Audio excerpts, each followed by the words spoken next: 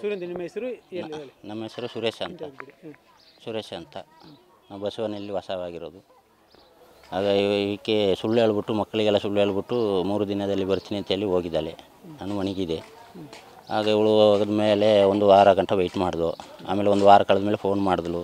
Phone ಮಾಡೋತ್ತಿಗೆ ಮಕ್ಕಳು ನಾವೆಲ್ಲ ಕರೆದು, ನಾವು ಬರೋದಿಲ್ಲ, ಹಂಗೆ ಹಿಂಗೆ ನೀವೇನು ಮಾಡ್ತೀರಾ ಮಾಡ್ಕೊಳ್ಳಿ, ನಮ್ಮನ್ನ ಹೇಗೆ ಹಿಡಿತೀರಾ ನಾವು ನೋಡ್ತೀವಿ, ನಮ್ಮನ್ನ ಯಾರು ಹಿಡಿಯೋಕ್ಕಾಗಲ್ಲ, ಹಿಂಗೆಲ್ಲ ಸವಾಲು ಹಾಕಿದ್ರು. ಆಗ ನಾನೇನು ಮಾಡಿದೆ, ಕೊಡಿಗೆ ಪೊಲೀಸ್ ಸ್ಟೇಷನ್ಗೆ ಮಿಸ್ಸಿಂಗ್ ಕಂಪ್ಲೇಂಟ್ ಕೊಟ್ಟೆ, ರವಿ ಪೊಲೀಸ್ನವರು.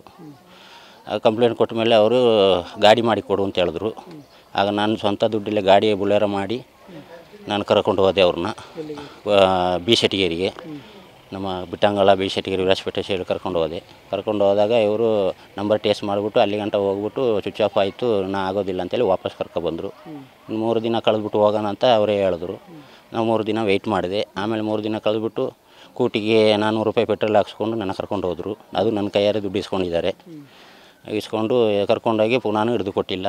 ಪುನಃ ಇದು ಮಾಡಿ ಪುನಃ ಅನ್ಯಾಯ ಮಾಡಿದ್ರು. ಆಮೇಲೆ ಇವರು ಏನು ಮಾಡಿದ್ರು, ಈ ಫೈಲ್ನ ತಗೊಂಡು ಪಿರಿಯಾಪಟ್ಟಣ ಸ್ಟೇಷನ್ಗೆ ಕರ್ಕೊಂಡು ಹೋದರು. ಅಲ್ಲಿಗೆ ನನ್ನ ಕರೆಸಿದ್ರು. ಬಾಡಿ ನೋಡು ಅಂತ. ನನಗೆ ಗೊತ್ತಿಲ್ಲ, ಈ ಕೇಸಿಗೆ ನನಗೆ ಸಂಬಂಧ ಇಲ್ಲ.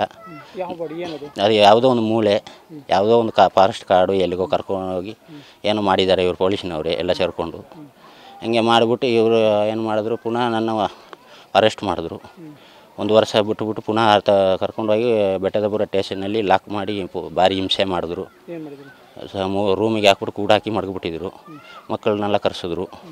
ಕರೆಸಿದ ಮೇಲೆ ಇವರು ಮಕ್ಕಳಿಗೆ ಹೇಳಿದ್ರು, ನಿಮ್ಮ ತಂದೆ ನಾವು ತಗೊಂಡು ಬಂದಿಲ್ಲ, ನಾವು ಅರೆಸ್ಟ್ ಮಾಡಿಲ್ಲ, ನಮ್ಮ ತಂದೆ ಬಂದರೆ ನಾವು ಕಳಿಸ್ಕೊಡ್ತೀವಿ.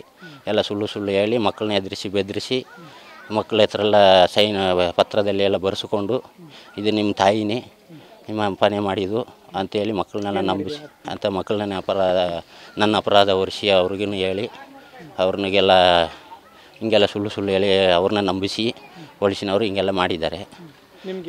ನನಗೆ ಆಮೇಲೆ ಪುನಃ 2021ರಲ್ಲಿ ಅರೆಸ್ಟ್ ಮಾಡಿದ್ರು. ಅರೆಸ್ಟ್ ಮಾಡಿಬಿಟ್ಟು ನಾನು ಅಂಗಡಿಗೆ ಹೋಗಿದ್ದೆ. ಪೊಲೀಸೇ ಫೋನ್ ಮಾಡಿದ್ರು, ರೋಡಿಗೆ ಬಾ, ನನಗೆ ಮಾತಾಡಬೇಕು, ಸಾಯಿಬರು ಮಾತಾಡಬೇಕು ಅಂದರು. ಅಂಗಡಿಗೆ ಹೋದವನ್ನ ಕಾರಲ್ಲಿ ಬಾಡಿಗೆ ಕಾರ್ ತಗೊಂಬಂದು ಕಿಡ್ನಾಪ್ ಮಾಡಿ ತಗೊಂಡೋಗಿ ಪಿರಿಯಾಪಟ್ಟಣ ರೂಮಿಗೆ ತಗೊಂಡೋಗಿ ಮೈಸೂರು GG2 ಅವ್ರನ್ನ ಕರೆಸಿದ್ರು. ಸ್ಪೆಷಲ್ ಆಫೀಸರ್ ಕರೆಸಿ ಎಂಕ್ವೈರಿ ಮಾಡಿದ್ರು. ನಾನು ಹೇಳಿದೆ, ನನಗೆ ಇದಕ್ಕೆ ಸಂಬಂಧ ಇಲ್ಲ, ಇದು ಬೇಕಂತ ಮಾಡ್ತಾಯಿದ್ದೀರಾ, ನನಗೇನು ಗೊತ್ತಿಲ್ಲ, ಕಂಪ್ಲೇಂಟ್ ಕೊಟ್ಟಿದ್ದೀನಿ, ಹುಡುಕಿ ಅಂತ ಹೇಳಿದೆ, ಬದುಕಿದ್ದಾರೆ ಅಂತಲೂ ಹೇಳಿದೆ. ಅವ್ರು ನಂಬಲಿಲ್ಲ, ನೀನು ಸುಳ್ಳು ಹೇಳ್ತೀಯ ಹಿಂಗೆಲ್ಲ ಬೈದರು. ಆಗ ನನ್ನ ಬಟ್ಟೆನೆಲ್ಲ ಬಿಚ್ಚಿಸಿದ್ರು, ನಾನು ಕಟ್ಟಿ ನೇತಾಕಿ ಹೊಡೆದ್ರು, ಕರೆಂಟ್ ಶಾಕ್ ಕೊಟ್ಟರು. ಇದೆಲ್ಲ ಮಾಡಿದ್ದಾರೆ. ನನಗೆ ತುಂಬ ಅನ್ಯಾಯ ಮಾಡಿದ್ದಾರೆ. ತಪ್ಪು ಮಾಡಿದವ್ರಿಗೆ ಯಾರೇ ಆದರೂ ಶಿಕ್ಷೆ ಆಗಬೇಕು.